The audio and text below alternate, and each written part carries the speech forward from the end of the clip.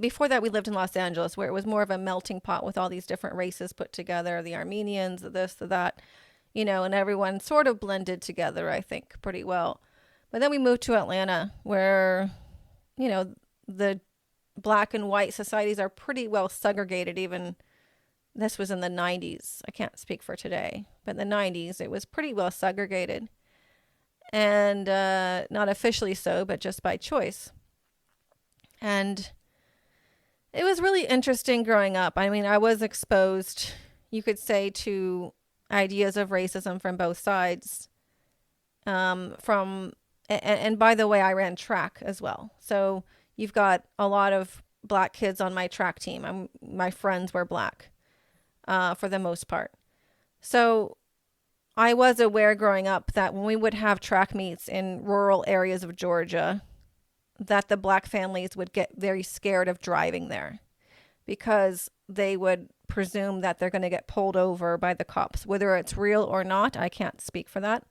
Sometimes I do believe that we have thoughts in our head and we manifest our own reality at times when we have these thoughts in our head, like presume that bad things will happen. Bad things will happen if you think that they're going to happen. So I can't say for sure how that really dynamic worked out, but I can also speak for the other side.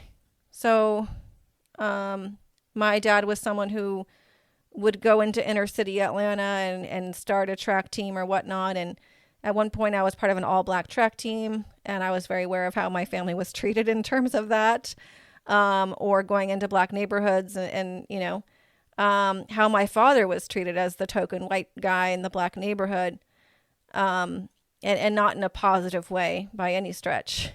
And my mom teaching in inner city Atlanta, teaching schools, how she was treated as a teacher, as a token white teacher in an all black school. And I can tell you that that was not very favorable either. So, to say that, African Americans can't be racist, honestly, that's a farce. We can all be racist. We can all treat each other poorly. And nothing against African Americans. I've had some really great friends who are African American in my life.